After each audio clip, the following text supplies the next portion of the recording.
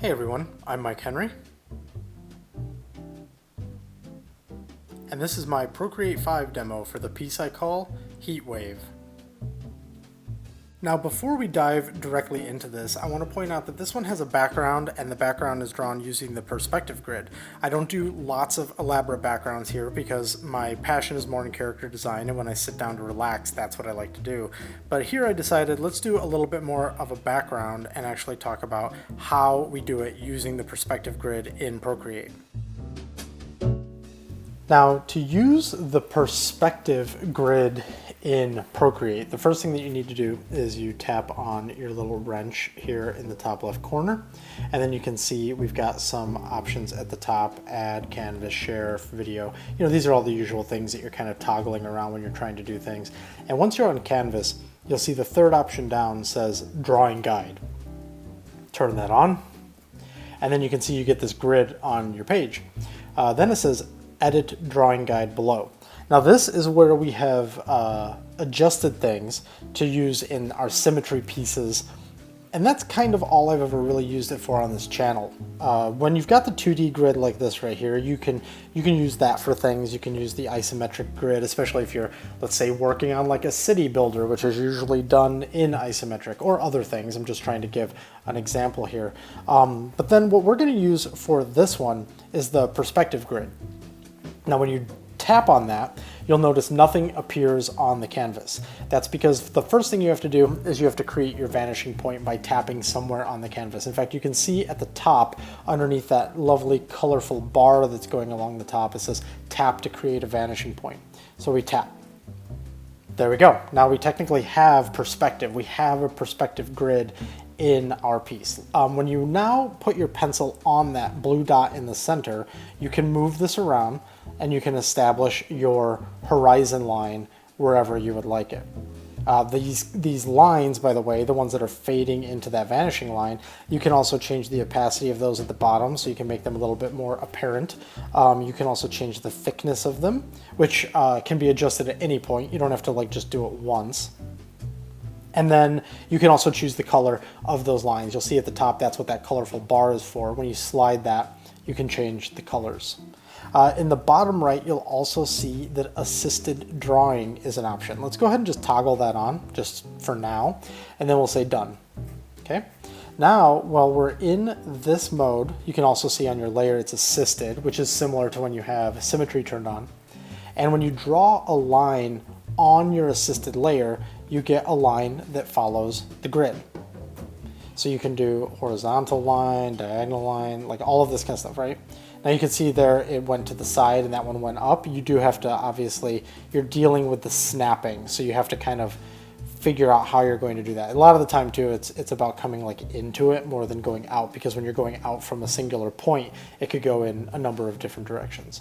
So let's go ahead and just clear that real quick. So what would you use this for? Well, let's just do the simplest thing possible and stick a cube in here. So we go vertically, and then we want to follow the perspective, and then let's go vertically again.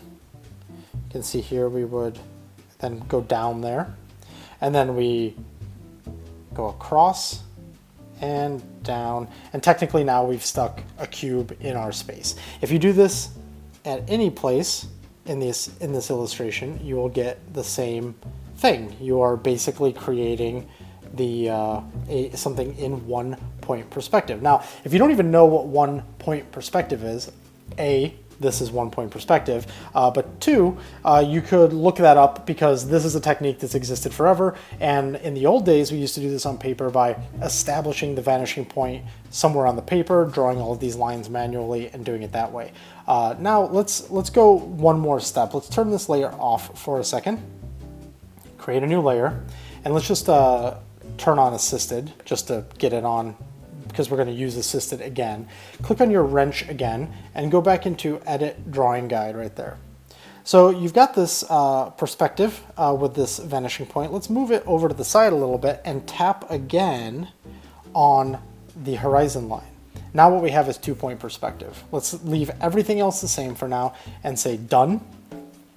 And on this layer that we have that's set to assisted, let's do the same thing. Let's draw a cube right in roughly the same spot. We won't go off the page this time though. And then we go like that into the distance and that into the distance. This is, by the way, I'm not drawing this line perfectly naturally. That's from the drawing assist, right? And then let's do another vertical line there, and let's say another vertical line there, which, by the way, the vertical lines snap just like the perspectives do. And then this corner has to go over to that vanishing point, sorry, and this goes over to that vanishing point. And now if we turn off assisted for a second, just so that we can freely do whatever we need to do here, let me get a nice solid brush. We can just erase these extra bits, which, by the way, you don't have to. I was just trying to, you don't have to have these extra bits. I was just really trying to emphasize the fact that it's going to those two vanishing points. Fuck that up, there we go. You can see we have a cube in perspective. And of course, just like before, oh right, I have it turned off. You can see I was relying on it again. Just like before, you can see that we've got these cubes. That one's a little janky. Let me, there we go. You can put these cubes in perspective, and it's really easy. Now, are we gonna right now talk about getting other things in perspective? No, I'm just basically telling you how to use this particular tool. There are plenty of people and resources out there to talk about how to put something else in perspective, like a person or a car or a cat or whatever it is. Lastly, just to make sure that we have covered everything, let's turn that off, make a new layer, drawing assist. Let's go back to edit the drawing guide. So we've got this here, which, by the way, once you have the 2 points, they let you rearrange your horizon line, and then you can delete that again. So like if you want to have it like this, I mean, it's essentially the same thing as just having like a singular point anyway, so whether you rotate it or not, that's kind of up to you, but I think it changes the behavior of the way the snap works. So let's go ahead and delete both of these again real quick and just reestablish. We've got this line and we've got this line. By the way, if you pull these lines out, you actually can establish your vanishing points outside of the canvas, which is really nice. This is something that you would do in the old days by actually setting these points beyond the paper on like your drafting board by either having another sheet underneath or some other method. There's other ways you could do it, but this is because you don't necessarily always have your vanishing points in your scene, right? So let's establish a 3-point perspective, which we'll do that and we'll do that. And then let's put our third point like there. No, let's go there with it. Trying to think what the best way to really do this would be. Sure, something like that. And then let's just call it done here on here. Okay, so now we're doing 3-point perspective, which is going to be a little bit different. So let's say we have our top of our cube, which is of course running that way so that it's following that vanishing point, and then that way so that it's following that vanishing point. Same thing with, of course, the back edge. But now we come down here to this vanishing point, and we get this really extreme, let's actually go like that. We get an extreme, a more extreme perspective like this with this cube. So this is an extremely basic way of showing all of this off. Cubes are the simplest thing that you can draw in perspective. But I wanted to just show everybody the tool and how that works. Now, as you're going, you can turn drawing assist off and you can mess around, and then you can turn it back on because you want to add some more details. Maybe you want to get those windows in there, you know, something like that. Maybe this is a big building. And also, I should point out that drawing assist, this works with every tool in Procreate. So it happens to work with painting as well.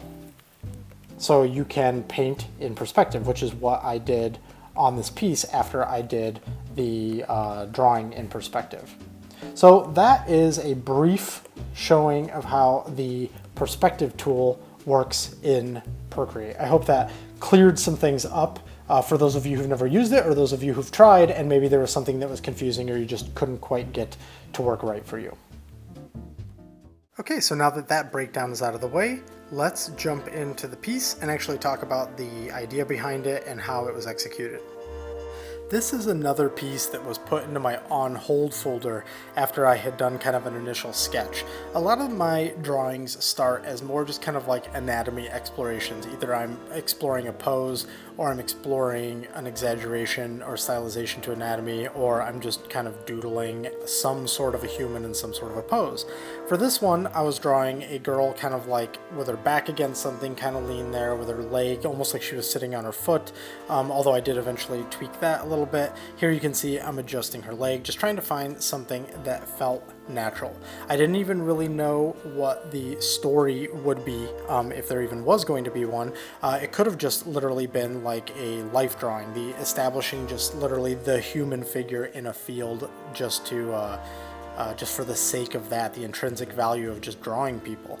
You can see here that she was originally did this just sort of like blasé or maybe even depressed person. I mean, that's just it. There wasn't anything beyond that. You can see now though, because the pencil changes, that this is when I picked it up again and I started working it again.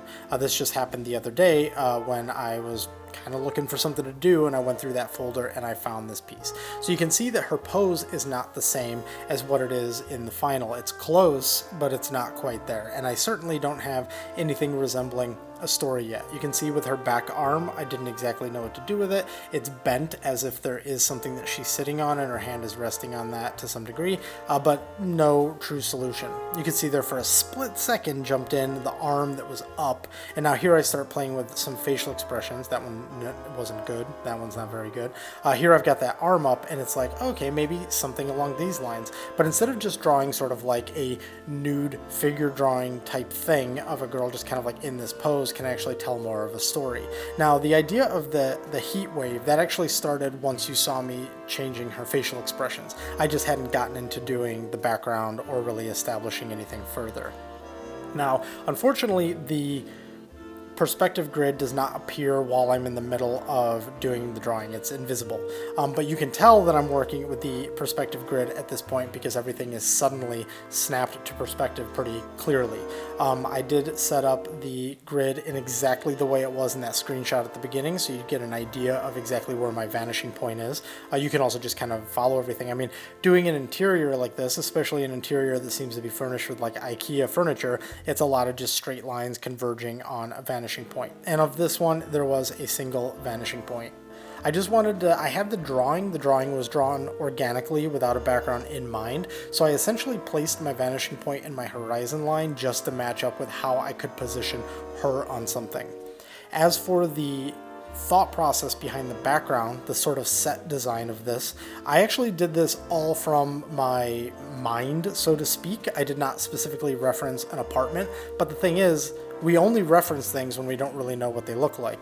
I've been in a million apartments, so instead this is just a combination of things that I've seen either in my own places that I've lived or other people's places. So there wasn't a whole lot of research that kind of had to go into this. It was more just about making sure that I was kind of on top of making it look like it was like lived in, but not like, I guess, like junky. I didn't want to make it look like she was a slob or something like that, because you're always, the reason I mention that is because you're always trying to find that balance between an environment that's sterile, an environment that is like really heavily story driven almost. Like, let's say somebody was, I don't know what's a good example, somebody's sick and they're staying at home, so you draw their bedroom and their sheets are all twisted in knots and there's Kleenex everywhere and their books that they're reading are laying nearby, maybe the TV remote's nearby and a bunch of empty water bottles from drinking a bunch of water, that type of thing, right? I didn't want to go that far with it. I wanted it to look more like she was in an apartment that was lived in, but not to an extreme level like that. Here, we're just throwing in some color separation because since I had a lot going on in the background and the character, I just wanted to make sure it was all really clear.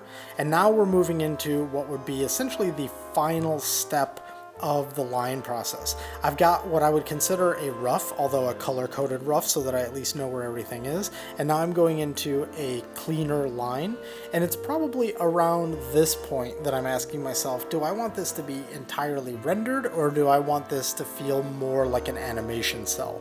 I actually reached out to Renato, who I've had on this channel before. He's done some pretty awesome demos here. I asked him, what would you rather see this picture as? And I sent him like the rough. I said either like a cartoon cell or like fully rendered, and he said cartoon cell. Now, I'm not saying I 100% nailed it. I don't really want to make an excuse and say that like I wasn't trying to 100% nail it. I probably deep down would have liked to 100% nail it, but I was being lazy. But I think that I nailed a lot of the hallmarks of something that could be animated. The biggest problem for me was actually pulling back on like bells and whistles and little tricks and stuff, because the more and more you do that, the more and more unlikely it is that most animation studios or most people would associate it with animation would be able to do that. So that's the thing that I tried to kind of like find the right balance on. So the background is more or less painted, quote unquote, and the character is more or less cell shaded or cell drawn, made to look like she was in animation. Now this is almost at the end of this phase. This is the phase where I feel like I finally have a kind of like master line art that I can then use to work from for the final piece. In a second here, we're going to kind of toy around with how we're going to do the fan. The fan was actually a giant pain in the ass. From a design perspective, like a fan is like hideous. And what I mean by that is my design aesthetic is I like to find chunkier, fuller shapes. And a fan like this is anything but chunky, anything but full, because that would obviously not be the purpose of something like that. So I like for instance, I would prefer like a propeller that's on like a Sonic the Hedgehog plane or like a Mega Man plane than something like a real fan that has like wire and all that stuff. So just my own personal aesthetic, it's one of those things where it's like I couldn't really find a way to stylize that and make it look like how it was supposed to. I considered doing one of those fans. It's just kind of like a big open loop, but I just felt like that would not really gel with the rest of the vibe of this environment. Okay, so we're on to the painting now. So this was done with flats. With the perspective tool, toggling the assist on and off based on what I was doing. So obviously for things like the windows and the like bench that she's on, these things in the table in the foreground stuff, this is all done with that turned on. Oh, here by the way is an adjustment. Throughout this process I was sharing the illustration actually with Renato. He and I pass art back and forth sometimes and ask for feedback, and he was mentioning something about the way the leg and the knee was, that it really wasn't working. So now this is me going in and kind of doing surgery on the piece and trying to solve that a little bit better. I think it was a good call on his part, by the way. So anyways, using the perspective grid and the drawing assist, turning it on and off for the different elements. The fire escape outside, it's on. For the plants, it's off, like that type of thing. So when you're going through the flats for this piece, it's like, I don't know, half of them have drawing assist turned on, half of them do not. Now, what was my layer stack like for this? I'm not going to go in detail on the layer stack because I've always found describing the layer stack in detail is kind of a mess. I think the important things to know is that I'm using some methodologies that I've used in the past, which is just like multiply layers for shadows, that type of thing. But the important thing is that the foreground elements, which is the cold drink, the table, the book, that's all in sort of like a master folder. And then the background is all in a master folder, and then the girl is in a master folder. And then within there, there's a little bit of structure happening to just kind of try and keep everything clear. Now you'll notice when I was doing the block out, when I did this sort of like color block out where I made like her green and pink and stuff, and I made the foreground purple, I actually liked the way that shirt looked. I liked the fact that her shirt was green, even though that wasn't the purpose. The purpose of that wasn't to say that it's green. However, once I actually get into the middle of like working this piece more and more and really trying to find the colors and where I want everything to go, I end up pulling it away from that. There is a loose color scheme happening here. I wasn't being really militant about it, but I wanted to at least somewhat trying to maintain everything in the environment was going to be warm, and then she was going to be cool aside from her skin, because like basically all skin tones are warm. All natural human skin tones are warm. But I do eventually change that, and I make her shirt warm as well.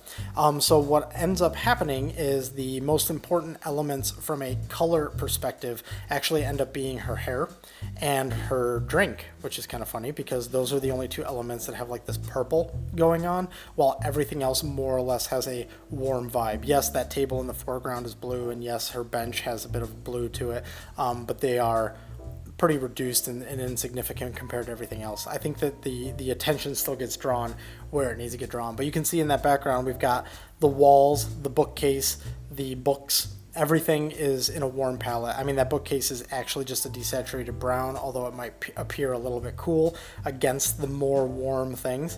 But anyways, there we get the fan thrown in. And now we move on to the lines. So what you saw there was a quick test for me to try and find lines that I thought would be the best for trying to make it look like it was animated. I considered doing this all entirely on the top just to make it really look like she was an animated character thrown into an environment, meaning even that stuff in the foreground would technically be under her in the layer stack. But then I started thinking about like even longer ago in animation, we would have a foreground element on like a different layer, like a different layer of celluloid or cutout or something like that. So I thought that would be fine. That would be fine to leave separate. So here we're just working the lines, single stroke, trying to do as little actual like line quality variation as possible to try and mimic the look and feel of like more standard animation. So at this point, we have her lines and we're putting the flats on her, and then we have the background all in a folder, and then we have the foreground all in a folder. And eventually what we start doing is a very similar multiply method for the shadows on basically everything. We're just going in and we do on the environment, we do a bit of an AO pass, and then we do some direct lighting. And then on her, we essentially only do the direct lighting. We avoid the AO pass because we're trying to make it look like cell animation, which usually doesn't have the time to do something like an AO pass. They might try to kind of pseudo replicate it by doing like a blurred line, but I decided ultimately to, I think I decided to not do it when all was said and done. I do it for a second or two here, but I think it ultimately goes away. So now, we are doing some tricks that wouldn't necessarily be able to be done in animation. Certainly, some animation does things like the reddening on the knees and the nose and all that.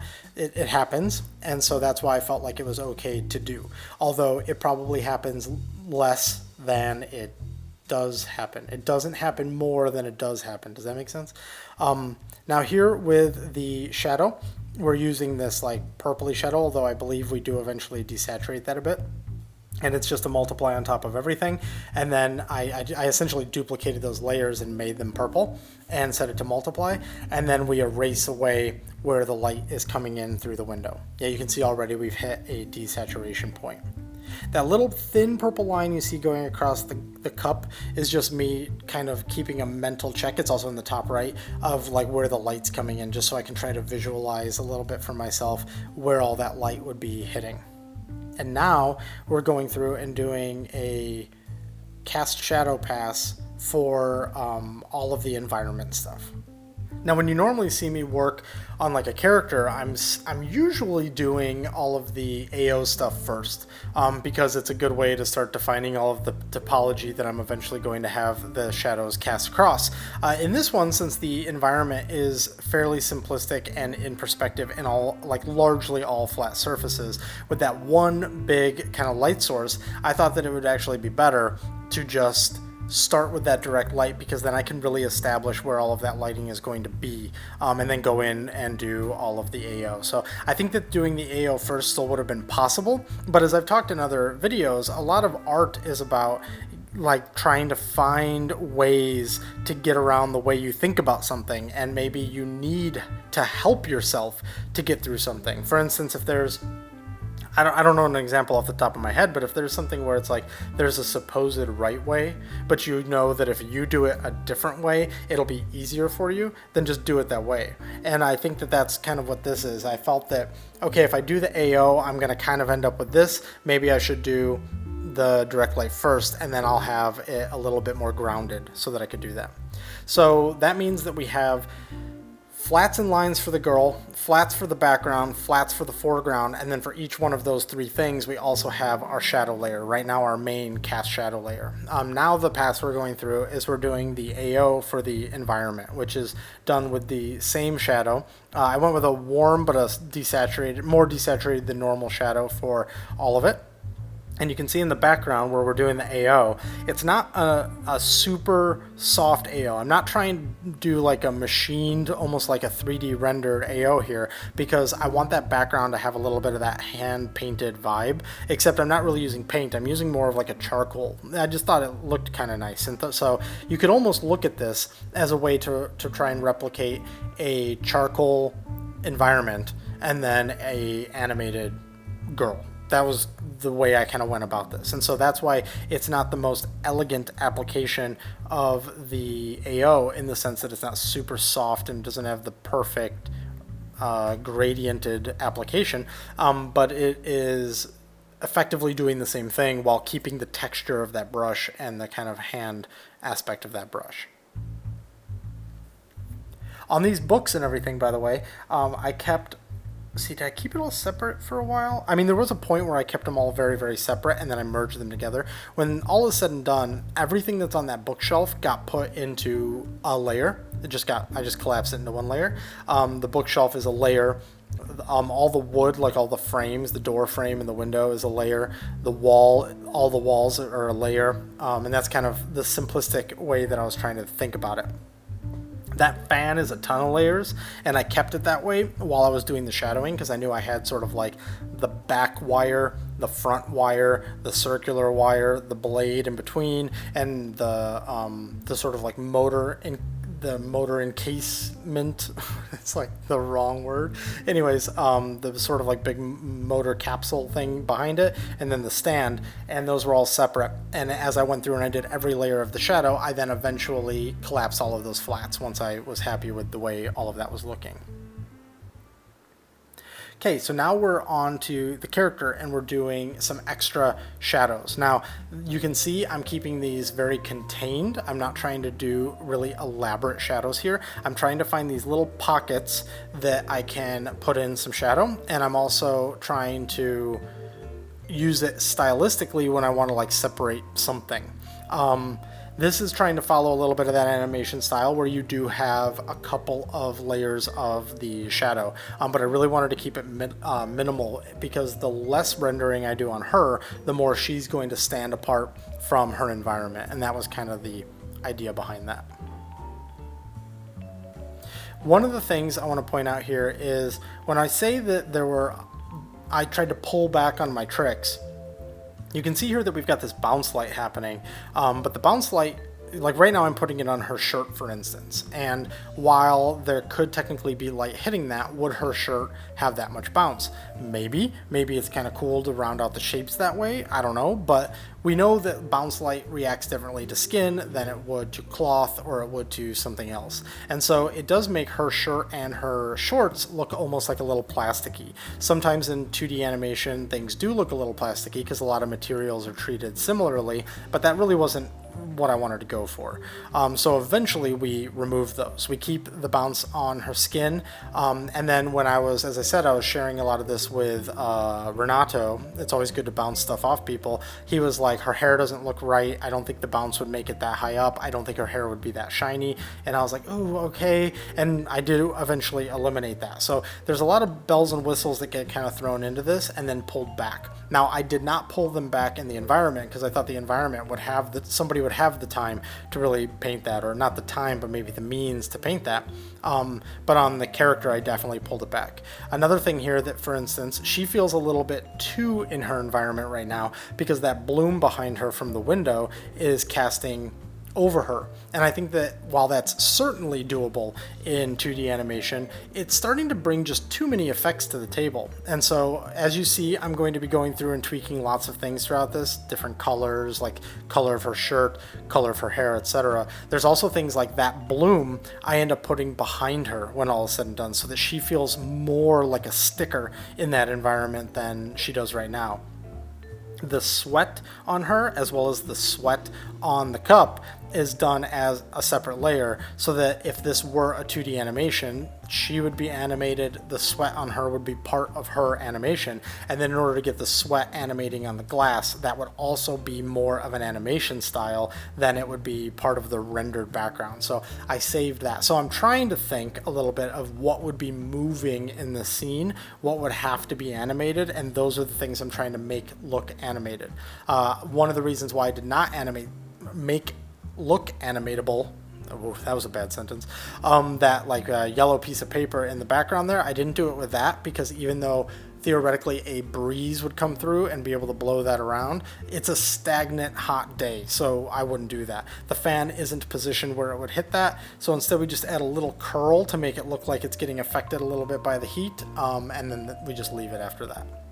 You can see I also decided to throw these buildings in the background, do a little bit of a noise work, do a little bit of a color overlay across the entire thing. These are things that can be done very easily in 2D animation, so I just figured let's go ahead and do those things. But now that you see the foreground disappearing, that's probably because I'm starting to mess with everything now. I'm going to start turning things on and off. You can see right here, I just moved that bloom behind her. That makes her hair look much more like a sticker. You can also see as I'm toggling on and off some of these layers, I'm also going to be color shifting some of these things, adjusting details like the way the foot is drawn. You can see right there now her shirt is silver. She's got extra piercings also that I end up removing for the final version of the image. I just thought they were too much. And now her shirt keys in with her hair. It's a really nice color scheme. The shorts, shirt, and hair. I deliberately did not want her toenails to be the same color as her shirt. That's why they were originally yellow. And at one point during this whole mess, I stopped and I was like, ah, shit, I made her shirt yellow now. I need to change her toenails. So eventually you'll see that come in as well. You can see the bounce is still there on her shorts and her shirt, but I decided, nope, let's get rid of those. And right there, in fact, they just went bye-bye. And then you'll see me go in and get rid of some of the other things as well. I also forgot her necklace. You can see the lines pop on there for a split second. I was like, oh shit, right, her little necklace. So I put that in, and I just put it in as a bright yellow, and then put the shadow on it to get the darker parts, and then I bloomed out just some little spot blooms with like a little brush to make that shine a little bit more. Here you can tell this is where we're getting to the very end because I'm getting rid of things like the bounce in the hair, simplifying some of the stuff, making the shine slightly different, and just really at the end putting the finishing touches. The funny thing about the finishing touches for this piece is they were about removing some finishing touches. So we do have some bounce on her character. We've got some bounce from below. We've got the main light source. But for the most part, we tried to keep all of those little tricks a little bit down. And this is it. This is the final piece. There's some nice little details in the background that got added at the end, like some little scrawlings on that note, some stuff on the whiskey bottle, things like that. And I'm really happy with the way it came out. I think it turned out nicely. So again, just to go through some of the major steps, here's where we were kind of like at the block out planning phase of keeping all the elements separate. And then here we're in the lines that I then was like, okay, let's get some clean lines so that we know where everything is, minus the fan. Now here we are with the final lines and then the flats for everything. And then here we are with everything turned on at the very end, trying to really get that heat communicated. So, thank you very much for watching. I hope you enjoyed this demo. It's a bit of a longer one. It has some of the environment stuff, which is cool. And I'll see you on the next video. And if you're looking for me on the internet, these are the places where you can find me.